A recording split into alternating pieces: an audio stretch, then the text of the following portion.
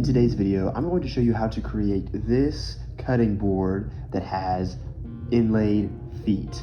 Before we get started, if you could hit the like button, that would mean a ton to me. It helps me bring you more awesome project ideas like this, and also subscribe for future videos. All right, let's get into it. So we're gonna start off with this piece of maple and also a small strip of black walnuts.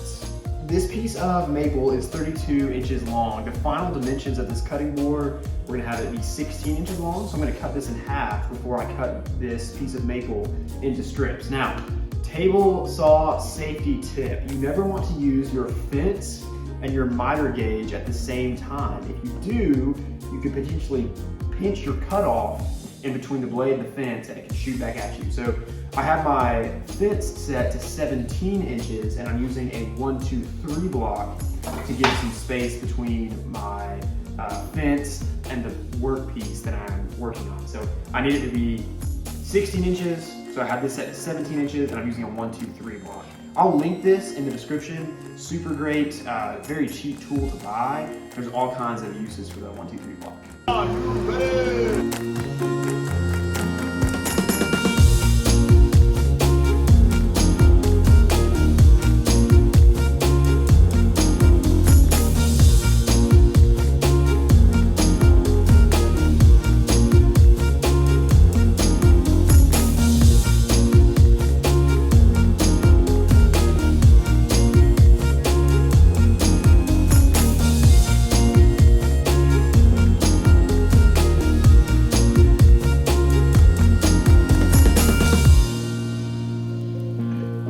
So we have all of our strips cut out, and once again, this is maple and black walnut. Fun fact about maple, it is one of the classic butcher block types of wood that's used. So whenever you see like a butcher block in an old grocery store, one that came out of an old grocery store, it was probably made out of maple. Now we're going to create the feet for this cutting board out of black walnut, so that's why I added this into the actual board. It will just be a nice accent piece, I think. So this, by the way, this is extra, we're gonna cut this off. So the next thing I do, once I cut this off, is go into the glue up. As always, if you've seen any of my other cutting board videos, charcuterie board videos, we use Type Bond 3. It's waterproof. Since cutting boards, charcuterie boards, anything like that, they get washed, we need to use a waterproof glue. And if you haven't seen any of my other cutting board or charcuterie board videos, subscribe, and I'll even put one right here, one of my great charcuterie board videos. So check that out if you have a chance.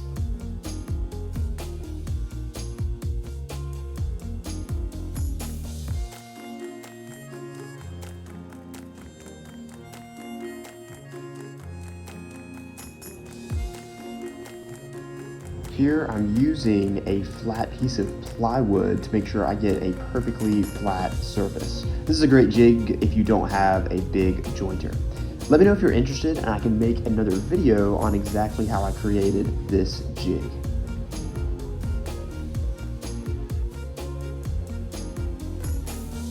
So we just got finished with planing, and I always want to make sure I do this with cutting boards, charcuterie boards, that there's no rock or unevenness in either side of the cutting board. So I'm checked both sides here, they look good. So what we're going to do now is use our miter sled and cut off the overhang on the two sides. We want to maintain as much surface area as possible, so take your time on this and get this cut right.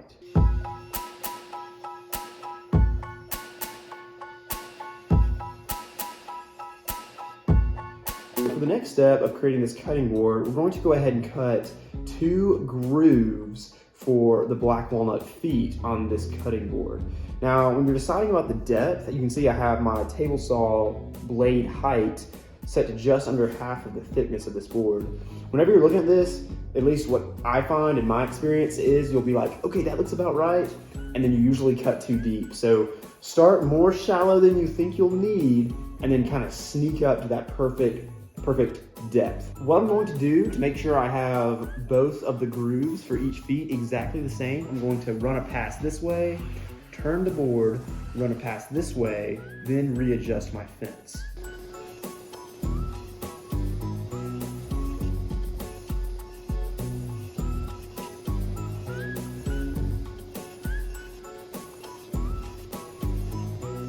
The way to make sure that you get a really tight joint right here is by just sneaking up barely on the cut. You'll make one pass and it's like barely not gonna fit. You wanna cut off about a 32nd of an inch. Otherwise you'll have some wobble in these joints. And really, even mine were just a hair too big. I don't know if you can see that, there's a little gap right there. We can fill this with glue, but you wanna make sure that joint is as tight as possible. It'll save work for you later.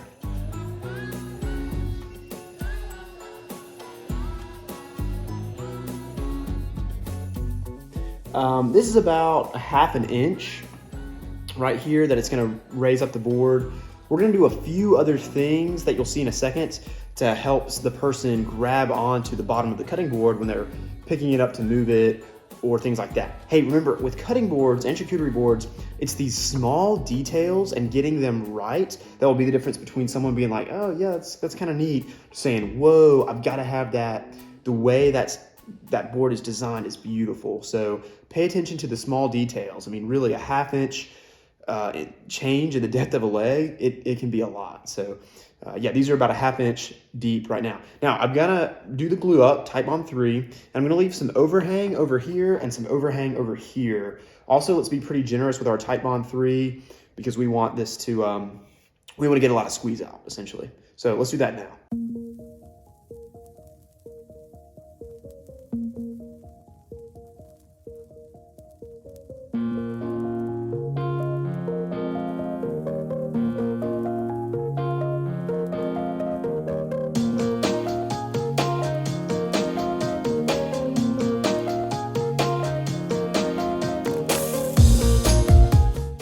Now that this cutting board has cured, I've let this sit overnight and I've taken all the clamps off from the feet. What we're going to do now is cut an angle where the end grain of the feet are. And we want to continue this cut into the maple edging as well. I have my table saw blade set to 75 degrees. I've used a digital angle gauge to do this. So we're just gonna make two simple cuts and we'll really start to see the final shape of this board take place.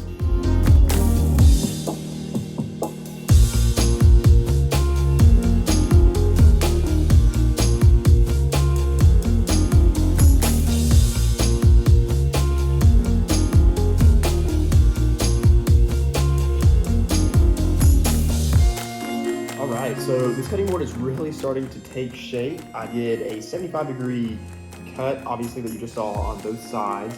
Make sure, one thing to look at, you're gonna have a little bit, or the way I designed mine at least, I have a little bit of 90-degree edging at the top, so the 75-degree doesn't go all the way through, essentially.